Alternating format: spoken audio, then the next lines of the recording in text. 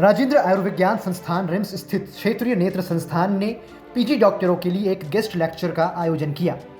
हैदराबाद से centre for site के director doctor Santosh ji होनवार ने पीजी छात्रों और वरीय चिकित्सकों को नेत्र संबंधी विकार की जानकारी दी।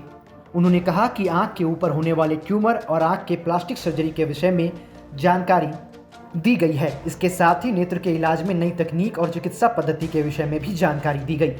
कॉन्फ्रेंस है आई प्लास्टिक्स, आंख का प्लास्टिक सर्जरी और आई के आसपास होने वाले ट्यूमर के ऊपर कॉन्फ्रेंस है।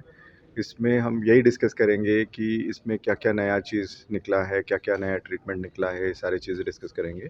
आई में एक खास ट्यूमर होता है बच्चों में, उसको रेटिनोब्लास्टोमा बोलते हैं। बच्चों में होने वाले कैंसर्स में सबसे कॉमन कैंसर है।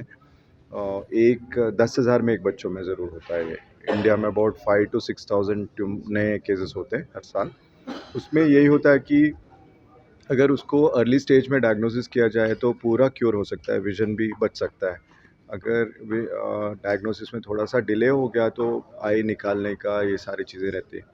तो उसमें पेरेंट्स को ही आइडेंटिफाई करना पड़ता है। अगर कोई बच्चे को आँख में सफ़ेद झलक दिखाई दे, जैसे बच्चे को देखते देखते सफ़ेद वाइट रिफ्लेक्स दिखाई दे, या फ़ोटो में वाइट रिफ्लेक्स दिखाई दे, या आई स्क्विंट हो जाए, भेंगापन हो जाए, तो ऐसे बच्चों को ज़रूर आई स्पेशलिस्ट के पास लेके जाना चाहिए। उसको इग्नोर नहीं करना चाहिए।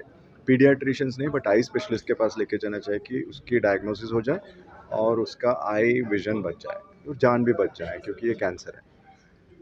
इस लेक्चर में रेटिनोब्लास्टोमा यानी आंखों के कैंसर के बारे में भी जानकारी दी गई।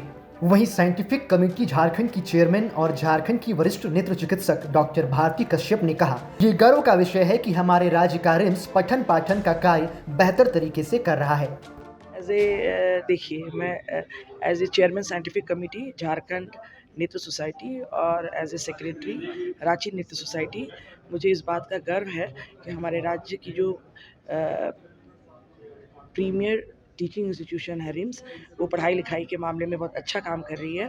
और हम लोग सोसाइटी के अंतर्गत तो करते ही हैं, साथ में रिम्स भी पठन पाठन के कार्यक्रम को बहुत अच्छे से चला रहा है। और इसके लिए जो रिम्स के एचओडी है नेत्र विभाग के डॉक्टर राजीव गुप्ता, उनको हम धन्यवाद देते हैं। और हमारे बीच आज प्रोफेसर संतोष होनावर हैं, जो कि ऑक्यूलोप्लास्टी के, आँखों की प्लास्टिक सर्जरी के बहुत जाने माने सर्जन हैं।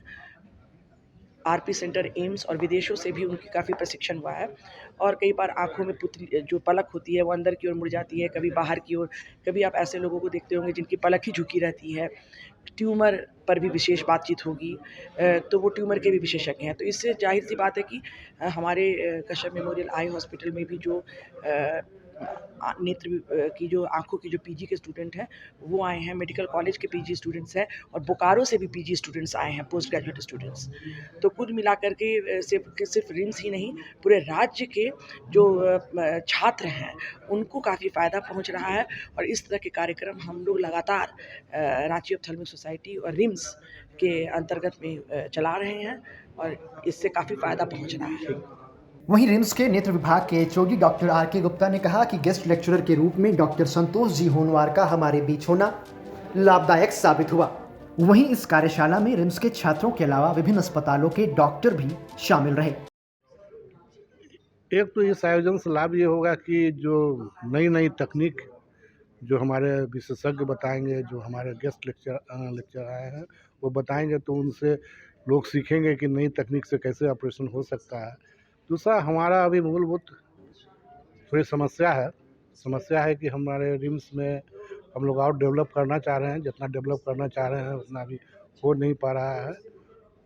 हम लोग प्रयास कर रहे हैं, ऊपर से भी सहयोग मिल रहा है। उम्मीद करते हैं कि जल्दी हम लोग अपना और व्यवस्था में सुधार करके और इसको आगे बढ़ाएंगे। दूसरा, जो हम लोग का रिम्स में अभी बहुत ही हम लोग का एक पायनियर प्रोजेक्ट चल रहा है कॉर्निया ग्राफ्ट के ऊपर, कॉर्निया ट्रांसप्लांटेशन। और मुझे ये बताने में बहुत ही गर्व हो रहा है कि 2018 से हम लोग शुरू किए थे और 2 साल तो कोरोना पीरियड रहा, उसके बावजूद हम लोग 80 से ऊपर कॉर्निया ट्रांसप्लांट कर चुके हैं। यह बहुत ही अविश्वसनीय है और ये हम लोगों का कार्यशैली दर्शाता है।